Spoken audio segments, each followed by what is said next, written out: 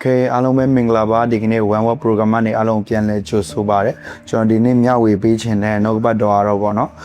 ရှင်ယောဟန်အခန်းကြီး6အပိုင်းငယ်9နဲ့73ကြားထဲမှာပါတယ်ပေါ့နော်ဒီမုံ9လုံးနဲ့9နှစ်ကောင်လေးအကြောင်းပေါ့နော်ဒီအားဖြင့်ကျွန်တော်အခုတလောခွန်အားရတဲ့ဟာလေးနိုင်ငံမျှဝေချင်တာဖြစ်ပါတယ်ဒီထဲမှာကျွန်တော်အခန်းငယ်9ပဲဖတ်တော့ပဲပေါ့နော်မူယောမုတ်9လုံးနဲ့9ကလေးနှစ်ကောင်ပါတော့သူငယ်တယောက်ရှိပါ၏တိုးတော်လဲဤများလောက်များစွာသောသူတို့ဒီရှိကြသည်ဖြစ်၍ထိုမုံနဲ့9နှစ်ကောင်တို့ကိုအပေပြောစရာရှိတဲ့နေပေါ့နော်ဒီနေရာမှာကျွန်တော်တည်ထားပြီးတဲ့အတိုင်းပဲယေရှုခရစ်တော်ကတပည့်တော်တွေကိုမုံနဲ့စားစရာဖို့ပေါ့နော်ဒီလူ9000ကျော်သောယောက်ျားကြီးပဲလူ9000လို့ချို့တော့ကျမ်းစာတွေမှာလည်းရေးထားတယ်ပေါ့နော်ဒီတိုင်းပဲယောက်ျားကြီးပဲ9000ဆိုရင်မိန်းကလေးနဲ့ကလေးတွေဆိုရင်လူမြောက်များစွာပါနိုင်တောင်းတဲ့ချီပါတဲ့ဒီတရားဟောပွဲကြီးပေါ့နော်ကျွန်တော်တရားဟောပွဲကြီးမှာကျွေးဖို့အတွက်မုံနဲ့စားစရာတစ်ခုခုကိုတပည့်တော်တွေကိုရှာခိုင်းတဲ့အခါမှာဒီတပည့်တော်တွေကလည်းမုံ9လုံးနဲ့9နှစ်ကောင်ပါလာတဲ့ကလေးငယ်ကိုတွေ့ရဖြစ်ပါတယ်ပေါ့နော်ဒီအဖြစ်ကျွန်တော်ကောင်းကြီးဖြစ်တဲ့အရာလေးကဘာလဲဆိုတော့ဒီကလေးငယ်က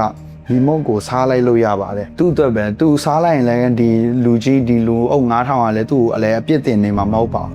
သူ့အမေကိုယ်တိုင်ကထည့်ထားပြီးတဲ့ဒီမုံနဲ့ဒီစားစရာပေါ့နော်သူစားခွင့်ရှိတယ်သူစားပိုင်ခွင့်ရှိတယ်သူဟာဖြစ်တဲ့အတွက်ဒါပေမဲ့ तू ကမစားလိုက်ပဲနဲ့ယေရှုခရစ်တော်ရဲ့လက်ထဲကိုအပ်လိုက်တဲ့အခါမှာသူ့ဘွားချင်းကိုမြင်တွေ့ရတယ်ပေါ့နော်ဒီအားဖြင့်ကျွန်တော်ဗာပြောချင်လဲဆိုတော့ तू မစားခင် तू ဒီယေရှုခရစ်တော်ရဲ့လက်ထဲကိုမအပ်ခင်ချိန်တည်းကဒီမုံ9လုံးနဲ့9နှစ်ကောင်ကဒီတိုင်းပဲဒါပေမဲ့ယေရှုခရစ်တော်ရဲ့လက်ထဲကိုအပ်လိုက်တဲ့အခါမှာသူ့ဘွားချင်းကိုမြင်ရတယ်ပေါ့နော်ဒီအားဖြင့်တမိုင်းဝင်တဲ့မုံ9လုံးနဲ့9နှစ်ကောင်ဖြစ်လာတယ်ပေါ့နော်ကျွန်တော်ဗာပြောချင်လဲဆိုတော့ဒီမုံ9လုံးနဲ့9နှစ်ကောင်အကြောင်းကျွန်တော်တို့ယနေ့အထိတိုင်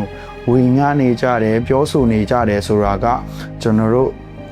ဒီကလေးရဲ့မုံ9လုံးနဲ့9နှစ်ကောင်ကိုကျွန်တော်အဓိကပြောချင်တာမဟုတ်ပဲယေရှုခရစ်တော်ရဲ့လက်ထဲကိုရောက်တဲ့အခါမှာပဲဒီမုံ9လုံးနဲ့9နှစ်ကောင်ကတိုးပွားလာတာဖြစ်ပါတယ်ကျွန်တော်ရဲ့အသက်တာထဲမှာလဲဒီမုံ9လုံးနဲ့9နှစ်ကောင်လိုပဲကျွန်တော်ရဲ့အသက်တာမှာဖျားအားလုံးမတောင်းဆိုပါဘူးတင်းရဲ့ဘဝတစ်ခုလုံးကိုပြီးပါဆိုတာမျိုးလဲမဟုတ်သေးပါဘူးဒါပေမဲ့